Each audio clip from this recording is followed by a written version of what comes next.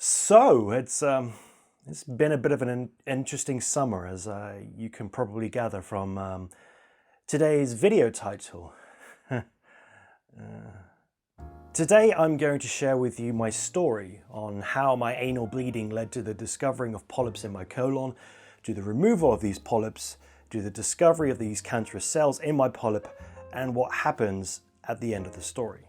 Spoiler alert, I'm clean of polyps, and it currently looks like I don't have any cancer inside of me, but more on that later.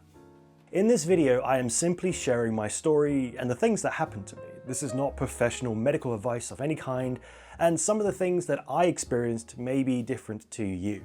So let's begin. Back at the end of April 2021, I discovered I had a worrying amount of blood in my toilet paper after I wiped my bum after a poo.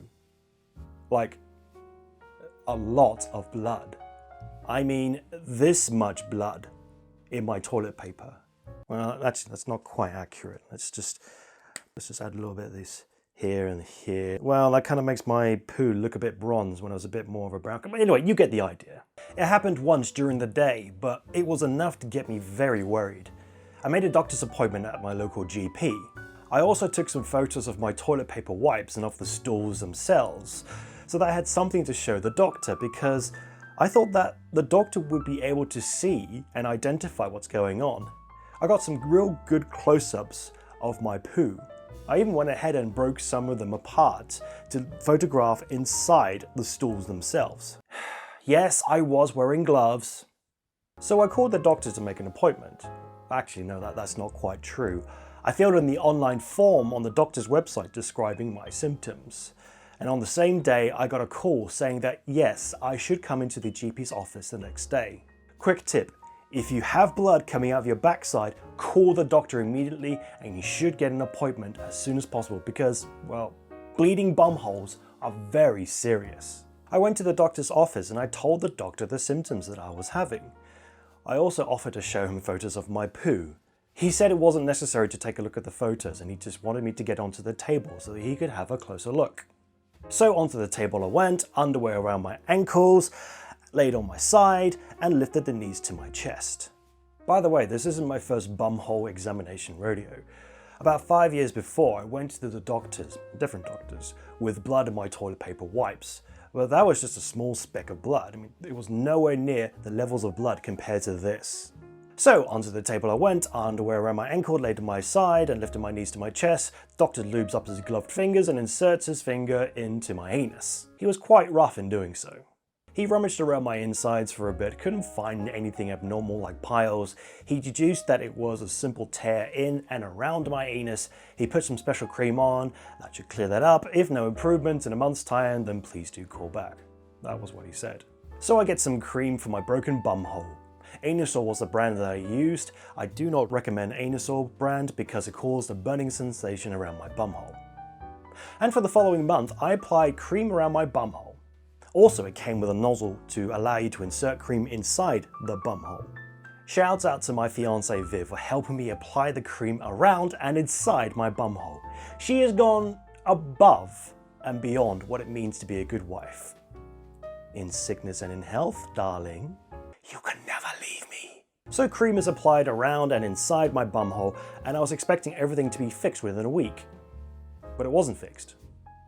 The cream would stop the bleeding for a little while, but as soon as I stopped applying the cream, the blood would come back. I also started to notice some kind of mucus around the blood covering the poo. A month had passed, and I was still bleeding roughly the same amount as before. I called the doctor at the GP and explained that I was still bleeding about once a day if I didn't use the cream. The doctor's suggestion was to keep using the cream and call back if I noticed my condition getting worse.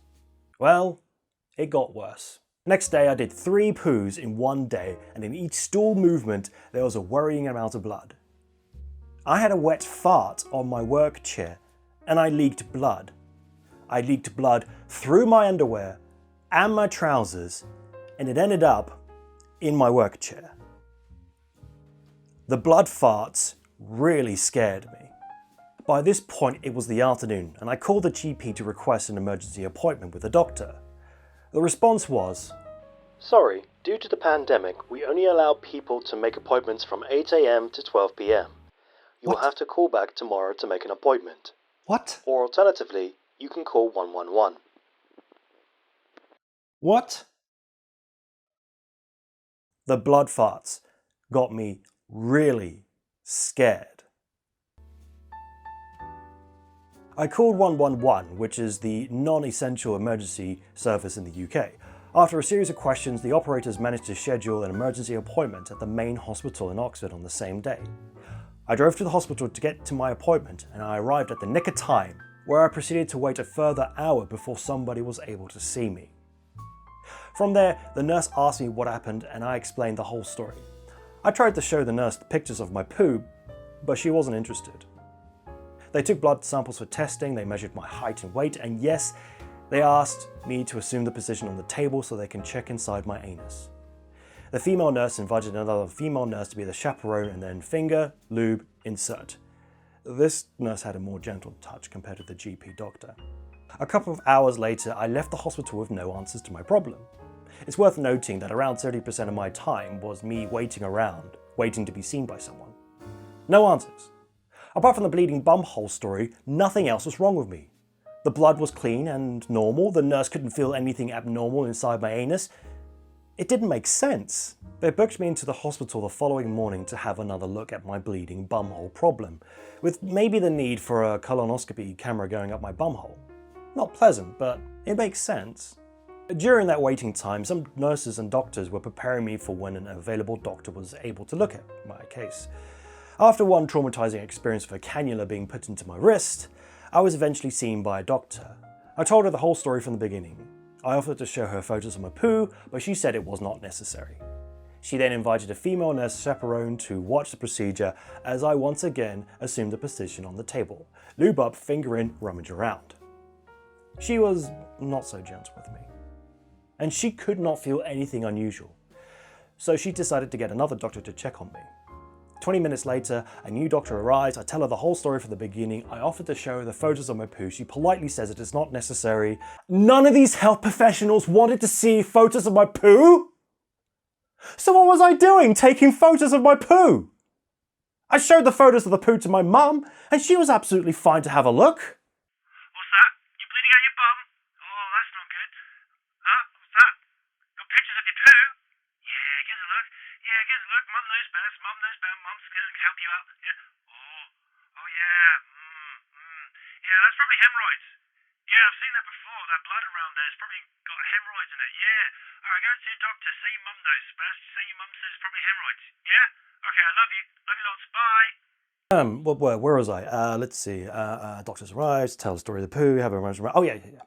I assumed the position, lubed up, finger in, rummaged around, couldn't find anything unusual. The doctor then goes away to check over the previous blood tests and to discuss my case with the other doctors. 10 minutes later, the final doctor returns and she explains what her findings were. Basically, we can't immediately find anything wrong with you. Besides the bleeding anus, you are completely healthy. We suspect that something is happening deeper in your colon, so we'll need to do a sigmoidoscopy, meaning we will stick a camera up part of your colon. We will book you within the next couple of weeks and you will receive a call to confirm the appointment. Wait, I'm not having the sigmoidoscopy today? No sir, we'll have to wait for an upcoming appointment in the next couple of weeks. But I've been in the hospital all day today because I was expected to be checked over and to have some kind of endoscopy scan today. I've had 4 different doctors putting their fingers up my arse and none of them can find anything wrong. They didn't know what was wrong with my arse yesterday. I mean, wouldn't it make sense to do a scan today? Why can't I have the sigmoidoscopy today? That's because for these kinds of examinations, they tend to be for incoming patients, not outgoing patients. That's just the way it is. So there was nothing more I could do. After having a drip session for about an hour, I would not recommend it to the trypanophobes out there. I went home and I awaited my appointment. I mean, that should be a call within the next day or 2, right? 1 week passes and still nothing. I contact the hospital to find out what's going on. Oh, that's odd. Someone should have contacted you regarding the sigmoidoscopy. I'll chase them and get the appointment arranged as soon as possible. Later that week, I had a sigmoidoscopy appointment set up. A sigmoidoscopy is different from a colonoscopy in that while a colonoscopy covers the whole large intestine, the sigmoidoscopy covers only part of the intestine. One of the advantages to this is that you don't need any special preparation beforehand, so no sedatives or laxatives or anything. And it's much quicker to perform as well. I checked in and I needed to wait for a while before my sigmoidoscopy procedure. While I was waiting, the nurse asked me some standard questions and she prepared me for the procedure. Actually, the statement about not having laxatives is not quite true. I did need to clear out my insides, and to do that I had an enema treatment just before the sigmoidoscopy. An enema, for those who don't know, is when liquid is inserted into the rectum to flush out and empty the bowels, to allow doctors a clear view of my large intestines. Which I did. Which is an unpleasant experience. Basically, the nurse squirted some warm liquid up my bum hole and told me to hold in the liquid. She said that there was a toilet right here if I needed to go, but she wanted me to hold the liquid inside for at least 10 minutes. The thing that was unpleasant about the experience was not just the feeling of trying to hold something that felt like diarrhea. It was the feeling of extreme panic because you didn't want to spray liquid brown stuff all over the hospital floor. I only lasted 2 minutes before I needed to dash to the toilet and empty my bowels inside the toilet bowl. After the enema and waiting for another hour, I was taken to the procedure room, the room where the sigmoidoscopy was being performed. I assumed a position with my bum exposed to the doctor that was doing the procedure. He then lubed up the endoscopic camera. He inserted the camera into my rear. Oh, it was an unfamiliar, uncomfortable feeling.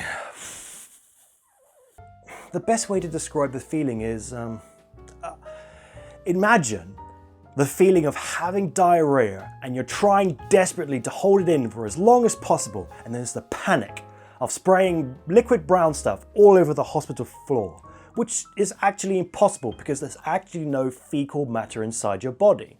By the way, you may have noticed a repeating theme of discomfort and anxiety with the things that have been inserted into my back passage. The thing was, every time the camera was pushed further up inside me, I would let out a big gasp. It got to the point where the nurse was saying, "Sir, please stop holding your breath and breathe normally. We do not want you passing out on us." I'm trying, but it's hard to concentrate when there's a camera going up my bumhole. Anyway, about 10 minutes passed and the doctors couldn't find anything. Then the doctors found something. That looks like a polyp. And what a polyp it was! I could see the polyp on the monitor. It was filling up most of my passageway, and it was like a hairless testicle was inside my large intestines. It's a bit concerning, but at least we can remove it now, right? Right? Okay, we'll stop this session here and we will make you an appointment for a full colonoscopy and polypectomy. Well, why can't you take it out now? It's right there! I can't remember exactly what was said at the time. It was something along the lines of a full polypectomy would look into the entire colon and not just the left side, or we don't have the equipment to do this kind of stuff, or we don't have the time. I'm not really sure. If you're a medical professional, or if you happen to know the reason why, please do leave a comment in the comment section down below. After the sigmoidoscopy, I was wheeled away to the recovery room, and then shortly afterwards I was informed I would be getting a colonoscopy polypectomy appointment in about a week's time, and I was discharged. It turns out that I needed to be referred to a different hospital in Banbury because the hospital in Oxford at the time was so swamped with backlogged cases that I was never going to get an appointment anytime soon. Finally, we're making progress. Now, we move on to the main event. The night before the polypectomy, I needed to do a course of laxatives to clear out my bowels. Otherwise, the camera up my bum wouldn't be able to clearly see my insides. Movie Prep was the laxative brand I was given. I had to do a fasting session the night before, as well as drinking about 2 liters of water alongside this laxative. Always read the instructions before partaking in any medical laxatives. It was an interesting experience. It felt like having very watery diarrhea with none of the cramping pains. It was pleasant in some way and boring in other ways. And ultimately, thank goodness we live in a time where we have mobile phones to keep us entertained on the toilets. So Viv and I, we got a taxi to the hospital because I chose to have a sedation for the polypectomy. I figured it would be best to sedate me, but still keep me awake, because I don't want to distract the doctors with my constant talking and deep, worrisome gasps. We arrived at the hospital and I went inside for the procedure as Viv waited outside. After waiting for about an hour, I got changed into the operating gown, had a cannula put inside me, was wheeled into the procedure room, and they started to drip in the sedatives into my body. At first, I was shaking in fear as I felt the liquid being pumped into my veins. And then I felt so relaxed. The fear had completely faded away. I felt chilled out. I was fully aware what was happening. This was great. I would definitely recommend having sedatives, making sure the ones that keep you awake. They make having needles and medical procedures way more pleasant. Although I did find out afterwards that the nurse told Viv that my heart rate did drop to a lower level than they expected. I mean, it was all fine in the end. Maybe they didn't take into account that my heart rate was high due to the fear of needles and cannulas in my arm, but yeah, you know, it was quite low actually, almost serious, maybe fatal. It was fine, it was fine. Anyway, the doctor navigated the special bum camera up my back passage to go to the big testicle polyp that was near my rectum, as well as examine the rest of my colon, which goes far beyond the sigmoidoscopy. Upon further examination, the doctor discovered 5 more polyps, although these polyps were more flat and nowhere near the size of the testicle-looking polyp. Standard procedure states that all polyps, regardless of size, are to be removed when discovered to ensure that they don't have the opportunity to turn into something cancerous. I watched the procedure on the screen and it was pretty interesting. The doctor would inject some kind of grey liquid to raise the polyp up, then he lassoed and removed the polyp. Then the polyp was sucked away in the device's hose attachment. I didn't feel any pain during this procedure. The big polyp proved to be trickier due to its size and it couldn't be sucked out. In the end, they cleanly removed the big polyp and I had to squeeze it out of my anus, like a little poo nugget. I felt the poo polyp being pooed out of my bum and the doctors collecting it by my bum cheeks. So the procedure was completed, everything went smoothly and I was discharged with no issues. The doctor said that the polyps looked benign and as part of protocol, the polyps would be tested for any cancer cells. I would be hearing back from them in about 4 to 6 weeks. Fantastic! I felt great! I could go back to my normal life and treat this as a funny story to tell. I went back to normal, I had my birthday, I was feeling great. 2 days later after my birthday, I received a phone call. Hello? Hello, this is one of the nurses that worked with the doctor that performed the polypectomy. I'm calling regarding the test results of the removed polyps. Oh, hello. Unfortunately, they discovered some cancerous cells within the largest polyp. I can imagine how shocked you must be right now. We are just as surprised as you are. The polyps were cleanly removed. We didn't see anything wrong with the surrounding areas of your rectum and colon. You're young, and people of your age don't usually have this kind of cancer. This was unexpected, and we don't want to take any chances. So we're going to book you in for a CT scan for your body to see if the cancer had spread around your body and an MRI scan to look more closely at your pelvic area. We want to check to see if there is anything cancerous or abnormal in your colon and rectum area. So the plan is to get your scans done as soon as possible, and on Monday the 12th of July, a group of doctors and consultants will gather to discuss your case. Do you have any questions? Hello? Hello? Are you still there? Yes. Yes, I'm still here. So, what do we do now? I mean, what can you say to that, really? The first thing that came to my mind was, okay, let's get this sorted out as soon as possible. What do we do next? The sooner it's sorted out, the sooner I can get back to normal, and so on and so forth. I didn't feel scared or upset or anything. I just had a feeling of not believing it was happening to me, and it's probably fine, or something like that. Viv was crying when she heard the news. She was truly upset and terrified with what could be happening to me. It could be death by cancer, and I'm only 39 years old. I mean, why the hell do I have cancer? Yeah, no, it's not exactly what I want to be hearing 2 days after your birthday. So the nurse and I concluded our call. We would begin setting up the different scans as soon as possible, and I should be hearing back from the hospital in about 2 weeks. The following week, I called the hospital to ask for my progress, and they realised that nobody had even looked at my case, so nothing was set up. So now they would look into getting my different scan set up as soon as possible. A few days later, I got a call saying that the hospital in Oxford is currently overwhelmed with the backlog of patients, so I had my upcoming CT scan from the previous Banbury hospital. Booked it in for 4 days' time. Great, now we're getting somewhere. The CT scan around my pelvic area itself was fine, although I did have to wait around an hour before I could actually have the scan, and they had to put in one of those cannulas in my arm, because they needed to inject a special dye into my body to show the scan results better. Otherwise, it was fine.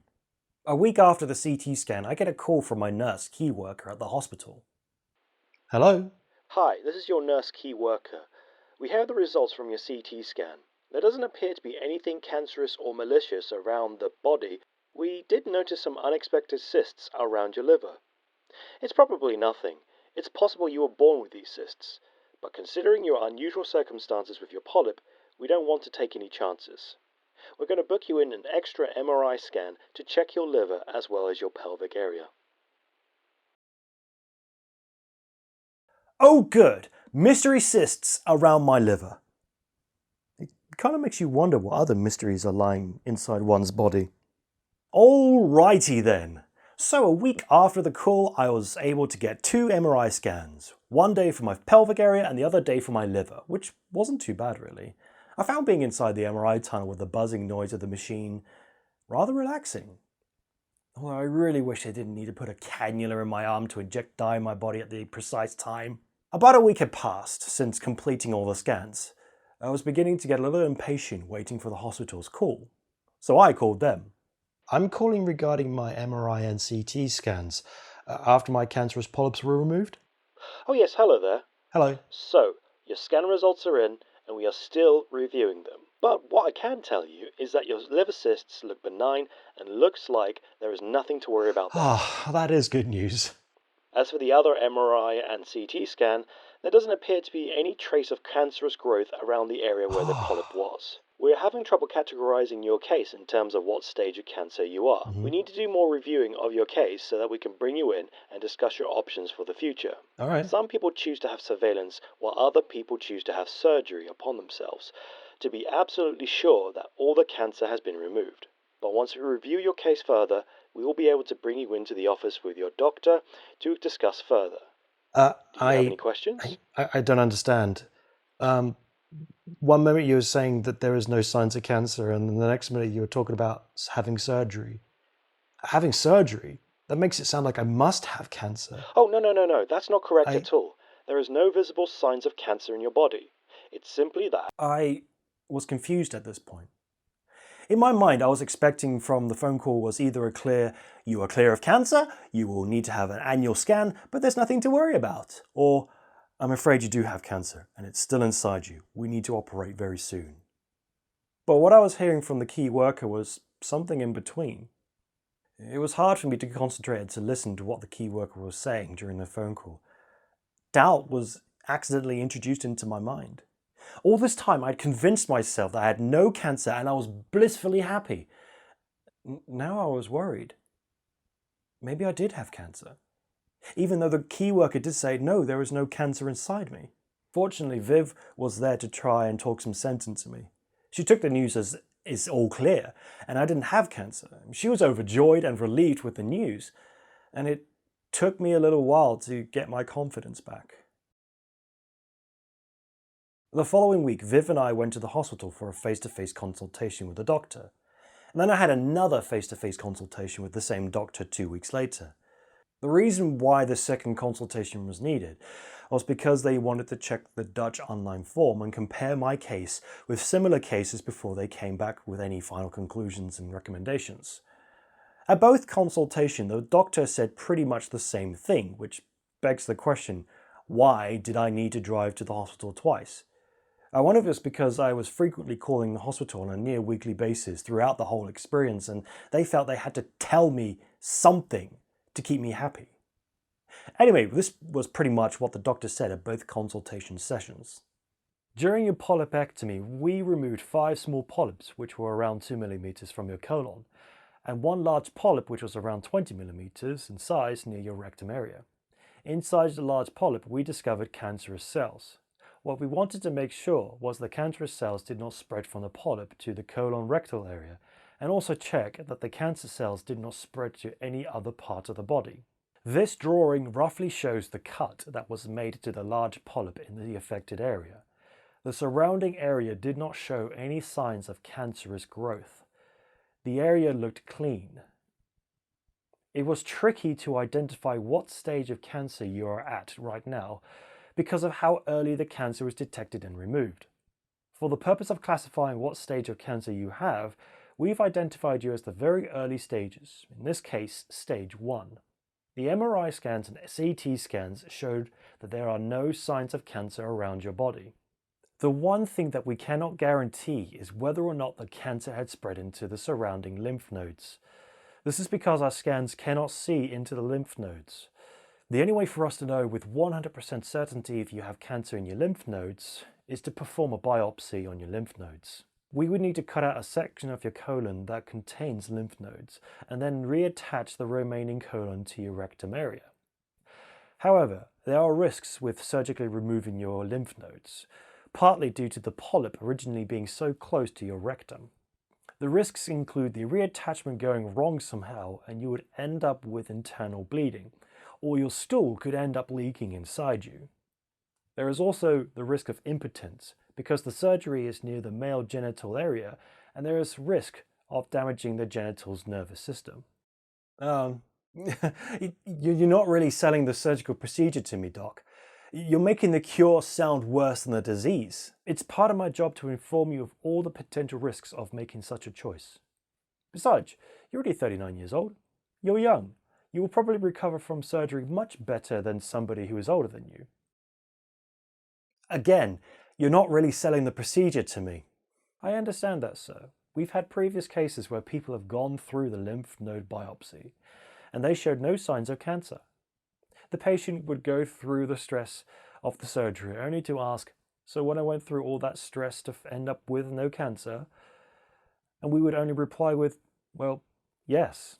One thing we are able to do, which is what we have done in this case, is to compare your case with previous cases using an online calculator from the Dutch T1 colorectal cancer working group. This allows us to estimate what the chances are of you having cancer based upon past examples. Based upon this calculation and based upon our analysis of your polyp biopsy, you have a 2% chance of having cancer in your lymph nodes. I see. So from this point on, there are 3 options available to you. The first option is surveillance. We will monitor you for the next 5 years with MRI scans, CT scans, blood tests, sigmoidoscopies and colonoscopies. You will be checked over every few months or so during these 5 years. If you develop any signs of cancer, we will then have to reassess the situation. The second option is to perform the biopsy on your lymph nodes. This will allow us to know for certain whether you have cancer or not. However, there are those risks that I mentioned before. The third option is chemotherapy or radiotherapy. The aim is to poison and destroy any potential cancer cells inside you. This is more of a nuclear-sized solution to the problem. I think I would like to go with the surveillance option, please. I think I'd rather keep checking my body and only have surgery or chemo when I absolutely need to. I mean, 98% chance, no cancer. I mean, those are pretty good odds, right? So after making the choice, I was told I would be making arrangements for my various scans in the future. I was given a timetable of the different scans that I'll be having through the NHS and which month I'll be having them. My first set of scans and checks will be happening in October 2021. It was rather sobering to see my life for the next 5 years, laid out in black and white for me. I would have to organise my life around this schedule. It's not a bad thing, really. It's doable. I just have to make sure that I'm around for the NHS to ensure that they can scan me. Oh well, so much for my 1-year sabbatical trip around the world holiday. Oh, well, I kid, of course. The pandemic dashed away any hopes of getting out of the UK a couple of years ago. So, in conclusion, I had polyps inside my colon which have been fully and cleanly removed. There was some cancer in one of the polyps removed. There's a 2% chance that I still have cancer in my lymph nodes, which means there is a 98% chance that I do not have cancer. I will be having scans and checks and cameras inserted into my bum hole for the next 5 years to check for any signs of cancerous growth in my colon and rectal area. Even though I am technically labelled as someone who has stage 1 cancer, I am treating this as I am cancer free right now, and I will behave as though I do not have cancer. This doesn't mean that I'm going on the unhealthy food and drink bender to end all food and drink benders though. So what's next? I'm currently awaiting my first set of checks and scans in October 2021, which includes a sigmoidoscopy. Which reminds me, my friend Andy Harlan came up with a YouTube series idea related to my future camera up the anus sessions, which involves having special guests looking into my anus through the sigmoidoscopy and colonoscopy sessions. He calls it Up the Downpipe with Grax Bishop. I'll have to talk to some people to see how feasible this would be. Other than that, I've just been getting on with life as normal, which is why it's taken me so long to get to filming this vlog. I mean, despite this life-changing moment that I have had, where I've been extremely lucky that this cancerous polyp was discovered and removed so early on, I've carried on with things as if nothing has happened. I'm fine. There's nothing to worry about. Everything is fine now, and everything will be fine after 5 years, where I'll still be rectal cancer free. I made this video not just to share my story with you all, but because I also wanted to help raise awareness about people getting different kinds of cancers, and to promote the idea of getting yourself checked out as soon as possible. Especially at around my age. 39 years old is relatively young if you think about it, but even at a young age, things can still go wrong with your body. And I don't know about you, but I've noticed more and more people being reported in the news. These tragic stories seem to be showing people that are dying from different kinds of cancers who are relatively young. I don't say this to get sympathy or to jump onto any bandwagons. I say this to encourage you all to think about your health more. It seems to me that cancer cases are going up, and we probably should not be complacent anymore just because I'm only 30-something years old, I'm still young. If you're worried about any part of your body, please get yourself checked out by a medical professional. Get some extra medical professional opinions as well, just to be absolutely sure. And it may be hard to do so in today's climate, but you owe it to yourself to push on and to insist that you get yourself checked out. I want to thank the people that work for the NHS who helped me during this time. The doctors, the nurses, the admin staff, everyone. I would not have a positive future, and honestly I probably would be dead within 5 years if you hadn't removed my polyps and discovered those cancer cells early on. Doing all this while under the pressure of an NHS that is cripplingly underfunded, overworked and lacking in needed resources, not to the fault of the doctors or the nurses, is truly astonishing. Thank you so much. Hi there, Grax Bishop here. I've finished recording the video. I'm in the process of editing the video now. And there's a couple of more points I wanted to bring up before we wrap this video up. I may have this light-hearted, unconcerned attitude towards my cancer situation. And remember, there is a 2% chance that I may have cancer cells in my lymph nodes. I acknowledge the fact that I've been extremely lucky. And it was dumb luck that I discovered the polyp and the cancer was discovered in the polyps. Dumb luck. And I'm aware that there are people who are in a much worse situation than me related to cancers and whatnot. And I don't want to be disrespectful to all these people who are in a worse situation than me. It is tragic, the thing that is happening to you, and I wish it wasn't happening to you. One of the things I do know for a fact that what helped me the most in terms of getting through all this personally is being able to talk to people. I am a true believer of telling people your personal problems, medical problems, all kinds of problems you may have. Telling people, because it only takes one person to hear your story, to hear your problem, and to say, I can help you. That puts you on the path to healing. I believe that talking to one's friends and family about one's health problems is very important. And I encourage you to talk to your friends and family about any potential health problems you may have. Even talking to professionals could be helpful. I'll leave some links in the description down below about different organizations that may be able to help. Okay, that's all I needed to say here. Let's continue with the video. Finally, If your bum hole is bleeding, please visit a doctor as soon as possible. Your bum hole is not supposed to be bleeding. Thank you very much for watching.